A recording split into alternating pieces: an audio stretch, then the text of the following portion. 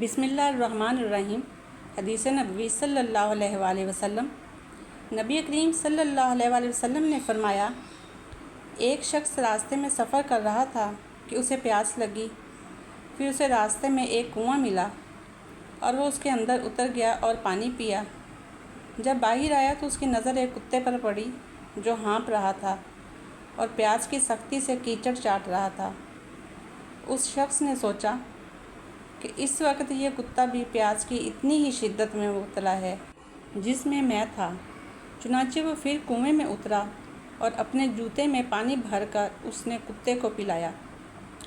اللہ تعالیٰ کے ہاں اس کا یہ عمل مقبول ہوا اور اس کی مغفرت کر دی گئی۔ صحابہ نے پوچھا، یا رسول اللہ، کیا جانوروں کے سلسلے میں بھی ہمیں اجر ملتا ہے؟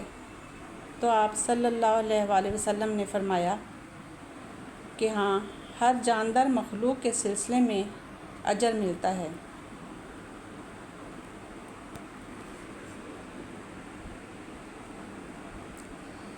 ایک بار حضرت صلی اللہ علیہ وآلہ وسلم لوگوں میں بیٹھے ہوئے ان سے باتیں کر رہے تھے۔ اتنے میں ایک دیہاتی آپ کے پاس آیا اور پوچھنے لگا کہ قیامت کب آئے گی؟ آپ صلی اللہ علیہ وآلہ وسلم اپنی گفتگو میں مصروف رہے۔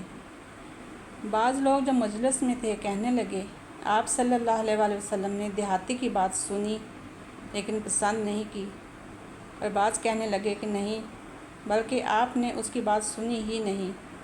جب آپ صلی اللہ علیہ وآلہ وسلم اپنی باتیں پوری کر چکے تو میں سمجھتا ہوں کہ آپ صلی اللہ علیہ وآلہ وسلم نے یوں فرمایا، وہ قیامت کے بارے میں پوچھنے والا کہاں گیا؟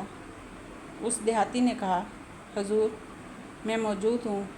آپ صلی اللہ علیہ وآلہ وسلم نے فرمایا کہ جب امانت ایمانداری دنیا سے اٹھ جائے تو قیامت قائم ہونے کا انتظار کر۔ اس نے کہا، ایمانداری اٹھنے کا کیا مطلب ہے؟ آپ صلی اللہ علیہ وآلہ وسلم نے فرمایا کہ جب حکومت کے کاروبار نالائق لوگوں کو سونپ دیے جائیں تو قیامت کا انتظار کر۔